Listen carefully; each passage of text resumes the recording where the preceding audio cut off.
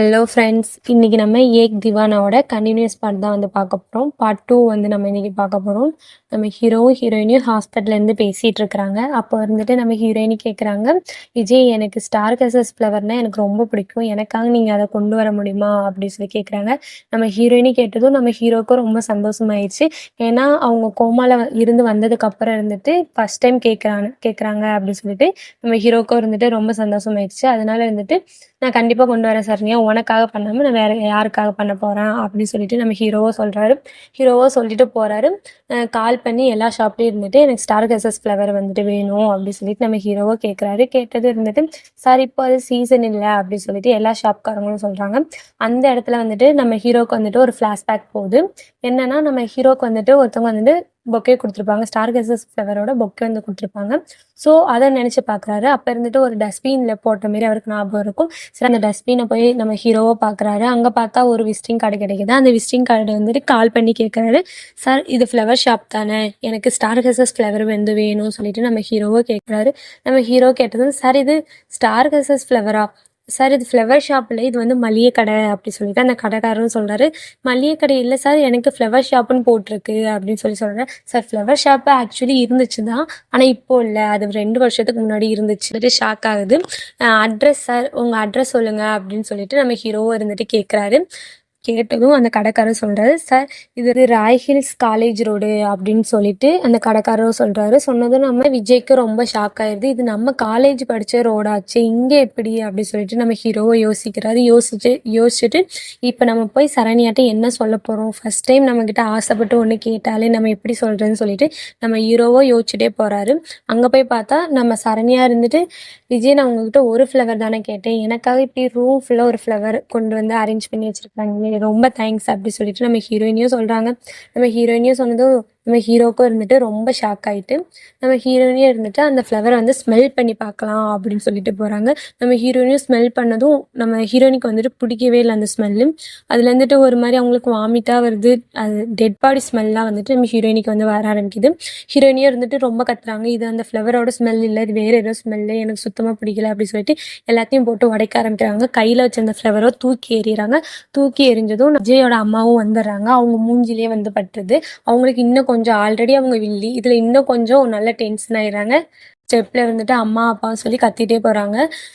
நம்ம சரண்யாவோட அப்பா அம்மாவும் பயப்படுறாங்க. என்னாச்சு சரண்யா, உனக்கு என்னாச்சு, என்ன பிரச்சனை, நீ ஏன் இப்படி கத்திட்டே ஓடியாருன்னு சொல்லிட்டு, எனக்கு இங்கே டெட் பாடி ஸ்மெல்லாக இருக்குது, நான் இங்கே இருக்க மாட்டேன் அப்படின்னு சொல்லிட்டு ரொம்ப அழுது ஆர்ப்பாட்டம் பண்ணிட்டு இருக்கிறாங்க.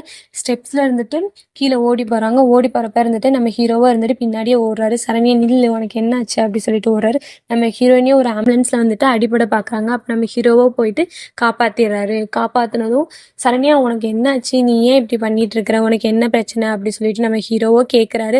நம்ம ஹீரோவோ கேட்டதும் இருந்தானே சித்துருவேன் அப்படின்னு சொல்கிறாங்க. நம்ம ஹீரோவோட அப்பா அம்மாவும் ஹீரோயினியோட அப்பா அம்மாவும் சொல்கிறாங்க, இங்கே தான் இருந்தாகணும், நம்ம ஃபுல்லாக ட்ரீட்மெண்ட் கொடுக்கணும் அப்படி சொல்கிறாங்க. டாக்டரும் சொல்கிறாங்க, இன்னும் உங்கள் ஒய்ஃப் வந்துட்டு ஃபுல்லாக ரெக்கவர் ஆகலை, ஸோ நீங்கள் இங்கே இருந்து தான் ஆகணும், அப்போ தான் உங்களுக்கு வந்து ப்ராப்பராக நம்ம வந்து ட்ரீட்மெண்ட் பண்ண முடியும் அப்படின்னு சொல்கிறாங்க. சொன்னதும் நம்ம விஜய்க்கே இருந்துட்டு கோவம் வந்துடுது. நாங்கள் இங்கே இருக்க மாட்டோம், நாங்கள் வீட்டுக்கே கூட்டிகிட்டு போகிறோம் அப்படின்னு சொல்லிடுறாங்க. வீட்டுக்கு கிளம்புறாங்க. வீட்டுக்கு கிளம்புறப்ப இருந்துட்டு நம்ம விஜய் இருந்துட்டு அவங்க அப்பாட்ட போய் பேசுகிறாரு. அப்பா நான் அந்த ஃப்ளவர் வந்து கொண்டு வரல, இங்கே வேறு என்னமோ நடக்குது, எனக்கு ஏதோ வித்தியாசமாக இருக்குது அப்படின்னு சொல்லிட்டு ஹீரோவும் ஹீரோவோட அப்பாவும் பேசிகிட்டு இருக்காங்க. பின்னாடி இருந்து நம்ம விஜய் யாரோ பார்த்துட்டு இருக்கிற மாதிரி ஃபீல் ஆகுது. நம்ம விஜய் இருந்துட்டு ஏதோ இருக்குப்பா அப்படின்னு சொல்லிட்டு இருக்காரு. விஜய் எந்த பிரச்சனையும் இல்லை, நான் பார்த்துக்கிறேன், நீங்கள் வீட்டுக்கு கிளம்புங்க அப்படின்னு சொல்லிடுறாங்க. நம்ம ஹீரோவோ ஹீரோயினையும் வீட்டுக்கு கூப்பிட்டு போயிட்டு இருக்கிறாங்க. நம்ம ஹீரோயினையும் பின்னாடி யாரோ ஃபாலோ பண்ணுற மாதிரி இருக்குது. நம்ம ஹீரோயினையும் ரொம்ப பயந்து அவங்க வீடையே அவங்க வித்தியாசமாக பார்த்துட்டே போயிட்டுருக்குறாங்க. அப்போ இருந்துட்டு டோரை வந்து ஓப்பன் பண்ணுறாங்க. நம்ம ஹீரோயினியோட தம்பி இருந்துட்டு சர்ப்ரைஸ் அப்படி சொல்லி கத்துறாரு. நம்ம ஹீரோயினியே எல்லாரும் அழகாக உள்ளே வந்து வெல்கம் பண்ணுறாங்க. வெல்கம் பண்ணுறப்ப நம்ம ஹீரோ இருந்துட்டு அதெல்லாம் அழகாக வந்துட்டு வீடியோ எடுத்துட்டு இருக்காரு. நம்ம ஹீரோயினையும் ரசிச்சுட்டு இருக்காரு. அப்போ இருந்துட்டு ஹீரோயினோட அப்பா சொல்கிறாங்க, சரண்யா உனக்கு ஒரு சர்ப்ரைஸ் இருக்குது, வா நான் கூட்டிகிட்டு போகிறேன் அப்படி சொல்கிறாரு. சொன்னதும் ஹீரோயினோட அப்பாவும் ஹீரோயினோட ரூம்க்கு வந்து கூட்டிகிட்டு போகிறாங்க. பார்த்ததும் நம்ம ஹீரோயினிக்கு வந்துட்டு ரொம்ப பிடிச்சிடுது அந்த ரூமு.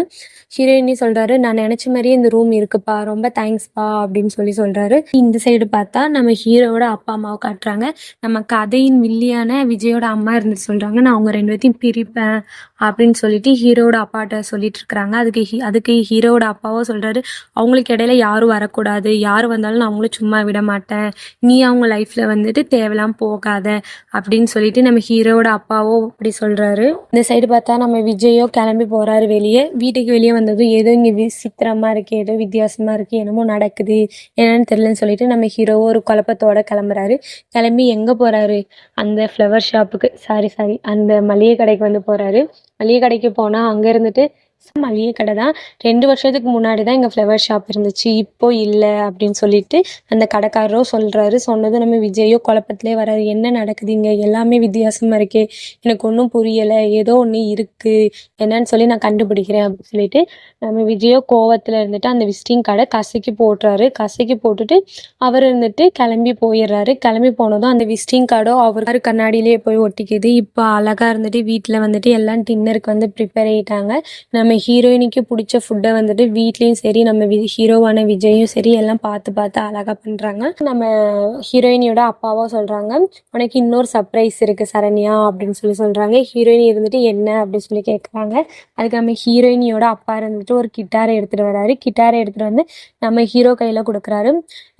"நீ சரண்யா கோமாக்கு போனதுலேருந்து நீ ஒரு டைம் கூட இது நீ ப்ளே பண்ணவே இல்லை, இன்னைக்கு எங்களுக்காக நீ பாடிதாகணும், எங்களுக்காக இல்லைனாலும் உன்னோட சரண்யாக்காகவும்" சொன்னதும் நம்ம ஹீரோவோ அங்கே இருந்துட்டு சாங் ப்ளே பண்ணுறாங்க. அவ்வளோ அழகாக அந்த டின்னர் வந்து முடியுது. டின்னர்லாம் முடிஞ்சதுக்கப்புறம் நம்ம ஹீரோயினியோட அம்மாவோ கேட்குறாங்க, "சரண்யா, நீ விஜயை பற்றி என்ன நினைக்கிற?" அப்படி சொல்லிட்டு கேட்குறாங்க. "எனக்கு ஒன்றும் புரியலம்மா, இவ்வளோ நாளாக கோமால இருந்தேன்னு சொல்கிறீங்க, எனக்கு அவரை பற்றி ஒரு ஞாபகம் கூட இல்லை, என்னால் ஒன்றுமே ரீகால் கூட என்னால் பண்ண முடியல" அப்படி சொல்கிறாங்க. அதுக்கு நம்ம ஹீரோயினியோட அம்மாவோ சொல்கிறாங்க, "நீ எல்லாத்தையும் ஞாபகப்படுத்தி பாரு, நீங்கள் 2 பேரும் அவ்வளோ நல்ல ஜோடி, அந்த அளவுக்கு நீங்கள் லவ் பண்ணீங்க" அப்படின்னு சொல்லிட்டு நம்ம ஹீரோயினியோட அம்மாவோ சொல்கிறாங்க. "நீ எல்லாத்தையும் ஞாபகப்படுத்தி பாரு, உனக்கு கண்டிப்பாக விஜயை வந்து பிடிக்கும்" அவங்க அம்மா சொல்கிறாங்க. சொன்னதும் நம்ம ஹீரோயினியோ விஜயை வந்து பார்க்குறாங்க. விஜயை பார்த்துட்டு விஜய் வந்து சிரிக்கிறாரு. "சரண்யா, உனக்கு பால் எடுத்துகிட்டு வருவா, சுகர் கம்மியா?" அப்படின்னு சொல்லிட்டு நம்ம ஹீரோவோ ஹீரோயினியோ பார்த்து கேட்குறாங்க. "தேங்க்யூ, எடுத்துகிட்டு வாங்க" அப்படி சொல்லிட்டு நம்ம ஹீரோயினியோ சொல்கிறாங்க. அதுக்கப்புறம் எல்லாரும் தூங்க போயிடறாங்க. தூங்க போனதும் நம்ம ஹீரோயினியோ படுத்திருக்காங்க. நம்ம ஹீரோயினி கையை யாரோ பிடிச்சிருக்கிறாங்க. சரி, நம்ம ஹீரோ தான் பிடிச்சிருப்பாருன்னு சொல்லி நம்மலாம் பார்ப்போம். ஆனால் அங்கே தான் ஒரு ட்விஸ்ட்டு. நம்ம ஹீரோவோ அழகாக சோஃபாவில் படுத்திருக்கிறாரு. அப்போ நம்ம ஹீரோயினி கையை பிடிச்சது யாரு? அங்கே தான் இருந்துட்டு காட்டுறாங்க, ஏதோ ஒரு உருவம் தான் நம்ம ஹீரோயினி கையை வந்து பிடிச்சிருக்குது. அது அந்த ஆத்மாவா கூட இருக்கலாம். இதோட இந்த பாட்டு முடியுது. நெக்ஸ்ட் என்ன நடக்குதுங்கிறத அடுத்த பாட்டில் பார்க்கலாம். ஓகே, பாய்.